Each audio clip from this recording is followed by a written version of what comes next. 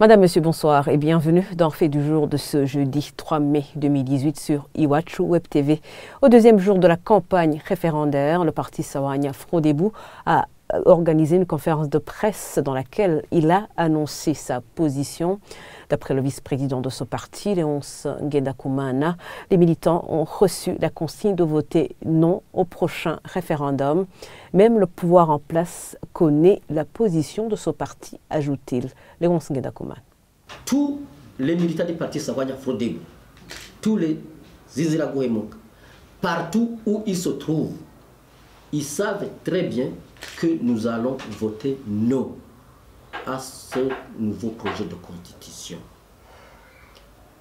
Tout le peuple burundais sait très bien que le Frodebo va voter non, à commencer par même le pouvoir en place, à commencer par les partis politiques qui sont au pouvoir ou qui ne sont pas au pouvoir. Selon Léonce Ngendakumana, c'est déplorable que le projet de constitution à amender n'ait jamais été distribué dans la population. Il estime néanmoins que les Burundais pourront voter en se basant sur les quelques informations qu'ils ont pu avoir. Écoutez encore une fois le vice-président du parti Sawanya Frodebo.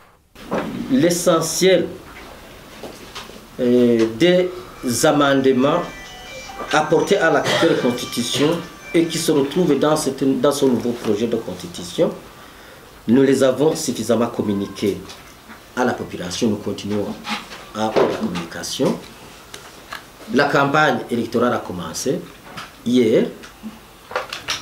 Beaucoup de partis politiques se sont exprimés là-dessus. Je pense que le peuple burundais, malgré tout, va essayer de prendre le train en marche et essayer de comprendre l'essentiel, l'esprit.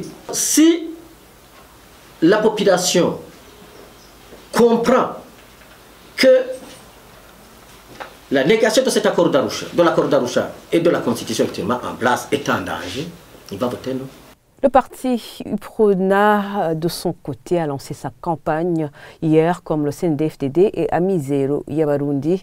Selon le secrétaire général de ce parti, Olivier Nkurunziza, le parti UPRONA appelle à voter oui pour le prochain référendum, comme il l'avait déjà annoncé. Une décision motivée par le constat que le projet de constitution, une fois révisé, pourra toujours garder l'esprit de l'accord d'Arusha. Je propose de suivre Olivier Nkurunziza. Dans le préambule où on dit qu'il ne figure plus l'accord d'Arusha, on introduit réellement qu'on va respecter l'accord d'Arusha et les accords de cessez-le-feu qui ont été signés. Mais aussi, il y a l'esprit de l'accord d'Arusha qu'on trouve bien sûr dans l'accord d'Arusha, qui est le quota ethnique. On a gardé cela, on n'a pas changé, mais aussi il faut que les Burundais sachent qu'on n'a pas changé à 100% la constitution de 2005.